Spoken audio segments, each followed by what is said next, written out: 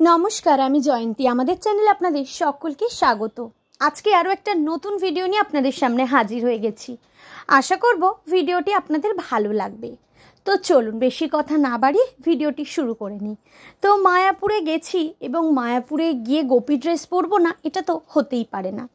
তো আজকে আমি যে গোপী ড্রেসটা পরেছি, তো কেমন লাগছে আজকে আমার সাজটা অবশ্যই কিন্তু কমেন্টস করবে। মায়াপুরে যাব, গোপী ড্রেস পরবো না, তিলক কাটবো না, এটা তো হতেই পারে না।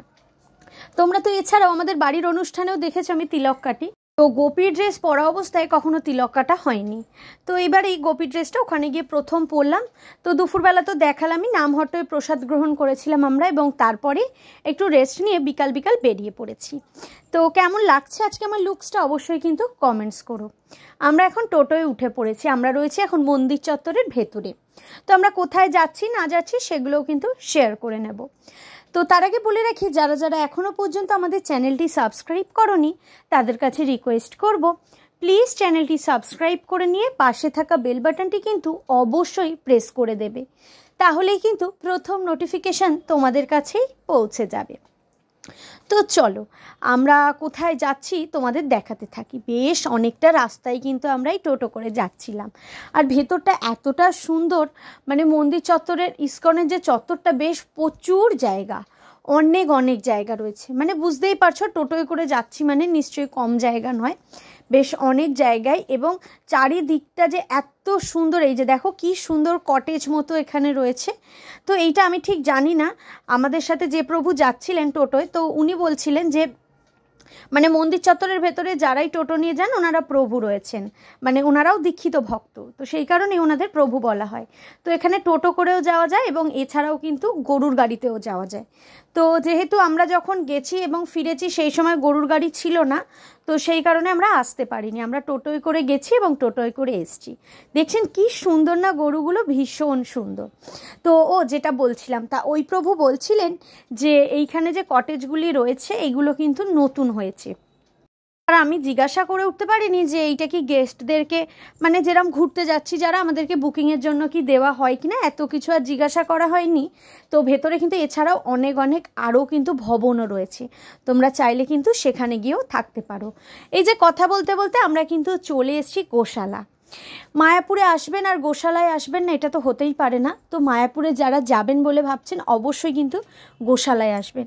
গোশালায় আসলে কিন্তু সত্যি ভীষণ ভালো লাগবে। দেখুন কি সুন্দর গোমাতা, অনেকগুলি গরু আছে এখানে। আর গরুগুলি কি সুন্দর, একদম মানে যেরকম আমরা গরু দেখে অভ্যস্ত তার থেকে কিন্তু টোটালি আলাদাই। মানে আলাদা বলার কারণে এখানে অনেকেই নেগেটিভ কমেন্ট করবে যে গরুর মধ্যে আবার আলাদা তুমি কি পেলে, ব্যাপারটা সেটা না। আমাদের এইখানে যে গরুগুলি হয় সেগুলো কিন্তু এত বড় হয় না, এখানের গরুগুলো কিন্তু বেশ বড়। এবং গরুগুলি যেহেতু প্রপারলি যত্নটা পায় সেই কারণে কিন্তু গাগুলো ভীষণই সুন্দর, পুরো একদম চকচকে, ভীষণ ভালো লাগছিল। আর দেখুন এই যে টুকুন বাবুর অবস্থা দেখুন, টুকুন বাবুও কিন্তু গায়ে হাত বোলাচ্ছে। আর দেখুন, দেখছেন কি সুন্দর না, কি ভালো লাগছিল দেখতে, আর কি অপূর্ব লাগছে। এতটা যত্ন করে রাখে যে সত্যি কথা, মানে যার জন্য কিন্তু একদমই এই গোশালায় গিয়ে গরুগুলোর থেকে চোখ ফেরাতেই পাচ্ছিলাম না, এতটা সুন্দর। আর দেখুন এই দিকে, আর এইখানে কিন্তু একটা অপশান আছে বলতে গেলে যে আপনারা কিছু কিন্তু মানে গোমাতার জন্য দান করতে পারেন। সেই দানের ক্ষেত্রে যে কোনো অ্যামাউন্ট হতে পারে, মানে মিনিমাম 100 টাকা থেকে এখানে শুরু। তো আমরা এখানে 100 টাকা দিয়েছিলাম এবং তার বদলে কিন্তু আমাদেরকে গরুর খাবার দিয়েছিল। তো এরকম লাড্ডু লাড্ডু করা খাবার দিয়েছিল এবং সেইটাই এখন গরুকে খাওয়ানো হচ্ছিল। আর টুকুন বাবুকে দেখে, এই যে দেখুন গরুটা, তো টুকুন বাবুকে দেখে ভীষণ খুশি হয়েছে। টুকুন খুব ভয় পাচ্ছিল, কিন্তু গরুটা এসে এসে যেহেতু টুকুনবাবু আদর করছে, গরুটাও কিন্তু এসে এসে টুকুনবাবুর গায়ে আদর খেতেও চাইছে এবং টুকুনবাবুকেও আদর করতে চাইছে। কিন্তু এই যে দেখতে পাচ্ছেন জিভটা বার করেছে বলে, আর ভয়ে কিনা সে দিয়েছে লাভ। তো এইটাই হলো কথা, কিন্তু ও বুঝতেই পারছে না যে ওরাও কিন্তু ওকে আদর করছে। বললাম না ওদের সাইজগুলো এতটাই বড় যে ভয় পেয়ে যাচ্ছে ও। তো এখন এই যে দেখুন কি অপূর্ব, দেখতে পাচ্ছেন গাগুলো একদম চকচক করছে, ভীষণ সুন্দর। আরেকটা কথা বলে রাখি, আপনারা যারা যারা গোশালায় আসবেন, গোশালায় এসে কিন্তু অবশ্যই, আর এই যে বলছিলাম যে খাবারটার কথা, এই যে এরকম লাড্ডু লাড্ডু খাবার, আর এই যে খাওয়াতে গিয়ে বেচারা ভয়ে নাস্তানাবুদ অবস্থা, তারপর এই যে এক এক করে সবাই মিলে খাইয়ে দিচ্ছিল। আর দেখুন ভীষণ খুশি হচ্ছে ওরাও। দেখুন কি সুন্দর। এই যে এখন তো আমাদের দাদা ভাইও খাইয়ে দিচ্ছে, টুকুনবাবু দেখছে কিন্তু ওই যে দেখো, দেখছো ভয়ে হাত দেবে কি দেবে না ভাবতে ভাবতে ওই দেখো, দেখতে পাচ্ছ ভয় পাচ্ছে, কারণ গরুগুলো অনেকটাই বড় বড় তো, আর ভীষণ সুন্দর দেখতে পাচ্ছেন, কি সুন্দর না, দেখে কিন্তু ভীষণ ভালো লাগছিল। তো এরপরে যারা যারা মায়াপুরে যাবেন বলে ভাবছেন অবশ্যই কিন্তু এই গোশালা থেকে ঘুরে আসতে একদমই ভুলবেন না। তো এইদিকে তো আমরা গরুকে লাড্ডুর মতো প্রসাদটা খাওয়ালাম, মানে যেটা গরুর খাবার আর কি, সেটা খাওয়ালাম, এবং তারপর একে একে গরুর আরও খাবার দাবার দিচ্ছে এখানে। তারপর এইদিকে এসে আরেকটা জিনিস দেখলাম, সত্যি কথা আমরা যেহেতু শহরাঞ্চলে থাকি সেই কারণে এইটা আমাদের কোনো দিনই দেখে ওঠা হয়নি, মানে এই যে গরুর দুধ দোয়ার ব্যাপারটা, এবং ছোট্ট ছোট্ট বাছুরগুলো, মানে এখানে বাছুরগুলো এতটাই বড় বড় সাইজের, ওদেরকে বাচ্চা বলে বোঝা যাচ্ছে না।